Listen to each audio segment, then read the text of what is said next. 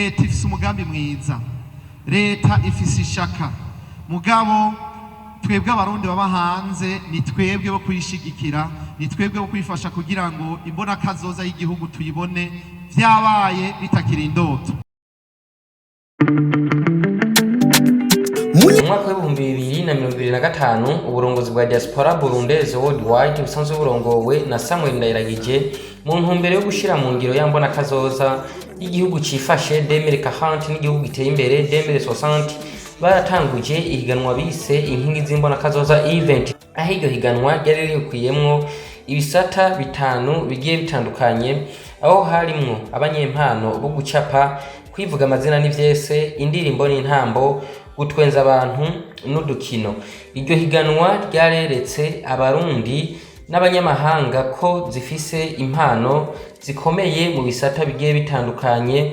Iryo higanwa kandi rikaba ryaranatweretse umwana akiri muto cyane kandi akiri ubwenge Niki Festi, rikanabombora imifuko y'abanyempano yari yumye, kuko uwaba wa mbere ku rwego rw'intara yahabwa agashimwe kangana n'imiliyoni 3, yongeye gutsinda ku rwego rw'igihugu akongerwa kandi gashimwe kandi k'imiliyoni 5. Abaronse ubwo bushimwe bose uyu munsi baracitse abagwizatunga, kuko banahawe n'inyigisho z'ukuntu bashobora gukoresha ayo mafaranga mu ntumbero yo kwiteza imbere. Mu kiringo cy'umwaka kuva bahawe ubwo bushimwe, uburongozi bwa Diaspora Burundaise ku rwego rw'isi bwarahagurukije umumenyeshamakuru wa Dikobu TV ari Western Presenter, maze azunguruka intara zose agendera abahawe ubwo bushimwe bose, yongera yirabira imigambi yose yaranguwe n'ubwo rwaruka.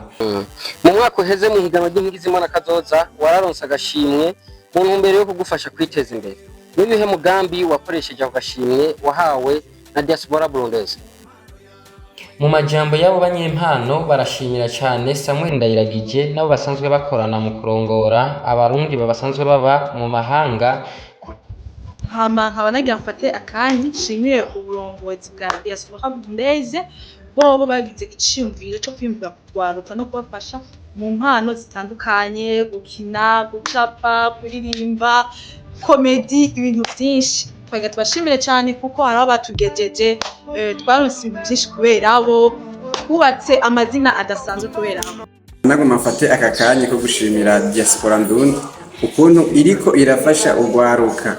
Ndashimiye cyane vraiment bivuye ku mutima Diaspora Burundaise yazanye uwo mugambi wo gufasha impano zacu. Ewe Diaspora Burundi, ndagushimiye cyane wowe wazanye imigambi yo kugira ngo ushigikire impano z'abarundi. Ngira nkenyere shimire Diaspora Burundaise ku ngingo bafashe yo guteza imbere abanyempano. Kano kanya ko gushimira Diaspora Burundaise ku cyimviro cyo guteza imbere impano zacu. Ndashimiye cyane uburongozi bwa Diaspora Burundaise ku cyimviro cyo gufasha impano zacu.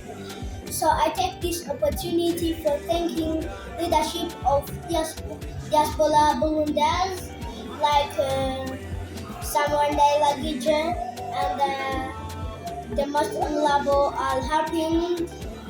Ndashimiye cyane uburongozi bwa Diaspora Burundaise ku cyimviro bagize cyo guteza imbere no gushigikira impano ziri mu Rwanda mu Burundi wese. Kogwa cy'iterambere iyo mbona kazoza mumva irashobora kubanguka mu gihe twese tufatiye mbere.